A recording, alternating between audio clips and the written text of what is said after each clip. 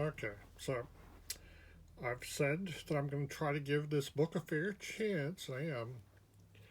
Um, some people had some issues with my review of 5th edition, but I seriously really couldn't comprehend it. I bought the Player's Handbook and the starter set on the same day, and I couldn't make heads or tails of it. I'm playing a game of it now, but it's really hard. Part of my problem was there were too many words that mean something different to me that had been changed. So let's go through the beginning of this. So, as I said, it begins with an explanation of how to play the game. And, did some of the different things, social interaction. Yeah, one of the things I didn't like about 3rd edition is that instead of role-playing things, you could just roll a persuasion roll and get stuff done.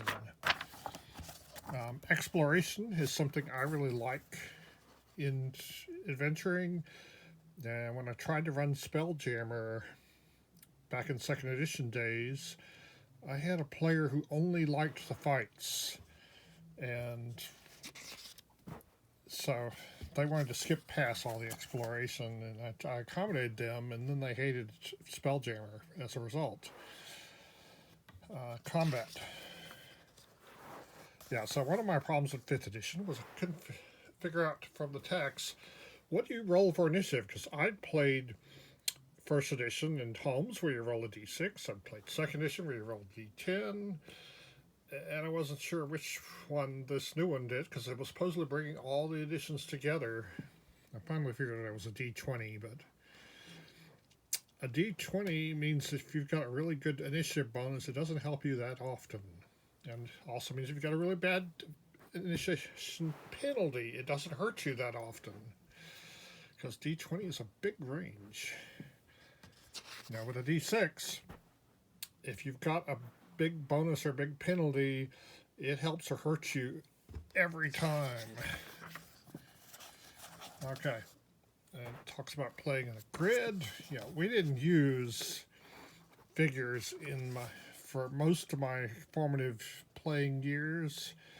When I started playing 2nd edition, I played with somebody who owned hundreds of figures, so we used them sort of, but we didn't. The rules were not heavily dependent on using the figures. But I know 3rd edition was really dependent on using the figures, especially 4th edition, which I never played. So damage, healing, damage rolls, melee attacks, saving throws. It goes into all this. It explains this. It really is a really good explanation, much better than 5th edition was. Then it goes into creating a character. Now, it has a primary ability for everyone, and I use that. And it goes into how to roll up a character.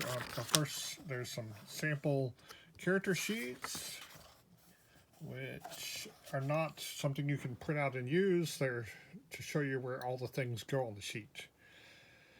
So, the first thing you should do, according to this, is determine your origin.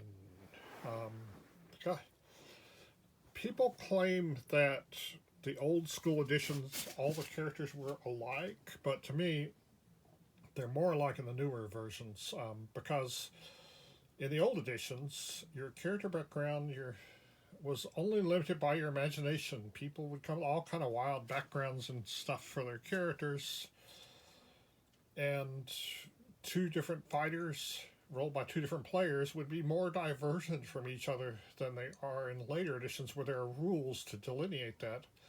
Also, starting in 3rd edition, there were certain feats and builds that were more advantageous than others, and everybody would choose those same ones, so it ended up with the characters being more alike than they were in older editions, where it wasn't so advantageous to have a certain build.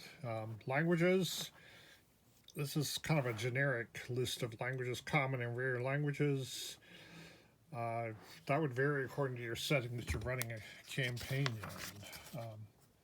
in. And it comes to rolling up abilities, and there are several different methods. I really hated point buy because I found it paralyzing trying to make the decision about what am I going to take points away from and what am I going to add it to. And I've done a whole other video about my method of rolling up, but basically I have a method where you get 3 abilities you get really high scores on, and the other 3 you roll in order and have to take what you get, which means you might roll a really high number on something that you think is a dump stat. Okay, and alignment. I've become less enchanted with alignment after playing Mazes and Minotaurs where you didn't need alignment. And there's level advancement, and it's the same for every class, which, you know, I started on first edition where different classes progressed at different rates because some classes gained more power per level than other classes did. So usually thieves would be a level higher than most of the characters, and multi-class characters would be a level lower than most of the party. And so, yeah, that's a great thing on the different tiers of play.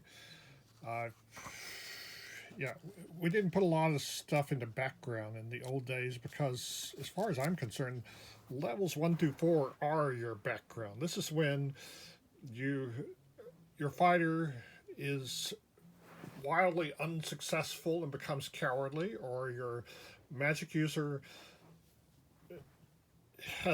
runs out of spells and has to do a melee combat and is wildly successful, like Tensor was, and so you start doing a lot of melee combat as a magic user.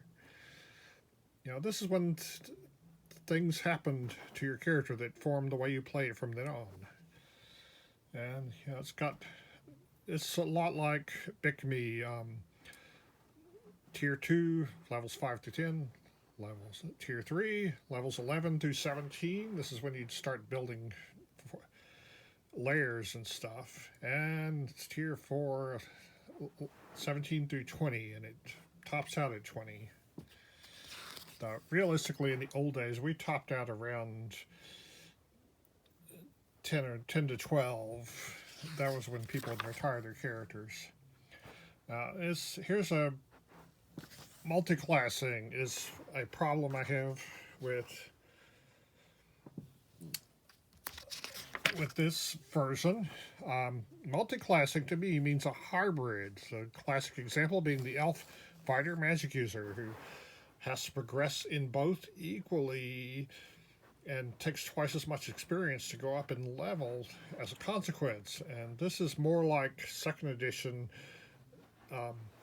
where you dip into one class for a while, then you change classes and do something else, and you change classes and do something else.